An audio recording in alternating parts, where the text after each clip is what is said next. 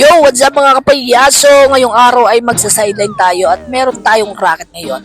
Buti nilang tinext ako ng aking kaibigang Amerikano dito sa Pinas dahil meron daw kami ngayong shoot at may wedding kami ngayong pupuntahan. Syempre, maraming salamat dahil nakapag-sideline tayo. Sa mga hindi pa pala nakakilala sa akin, ako nga pala si Kuya JJ Clown, ang payaso dito sa Pinas. At syempre, isa rin akong OFW dito sa Pinas. Kaya naman tara, samahan nyo kami mag-racket dito.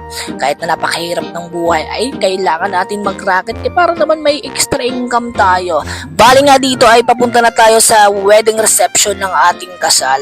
Napakainit sa mundo ng mga tao, mga kaibigan. Bali tapos na pala kami mag-shoot sa munisipyo at nandito na tayo sa reception.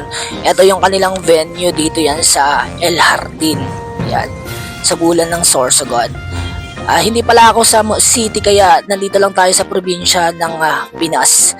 At syempre, ayan, ito yung ating lugar at napakaganda dito sa Pilipinas. Napakagandang venue dito at view. Kaya naman, yan, habang wala pa yung ating wedding, bagong kasal pala, tumingin muna tayo dito sa taas ng Earth. Ayan, napakadami ng mga tao dito sa planetang Earth. Sobrang init nga dito kasi nga nagsusuper science yung init dito mga payaso.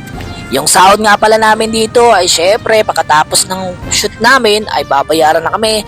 Sa mga magtatanong ay hati nga pala kami dito at wala kaming lamangan. Ganun nga kami maghati ng kaibigan kong Amerikano dito sa Pinas. Syempre nga, ayan, habang naghihintay tayo ng ating mga bisita at ating bagong kasal, ayun, binidyohan na natin dito yung ating kakainin mamaya.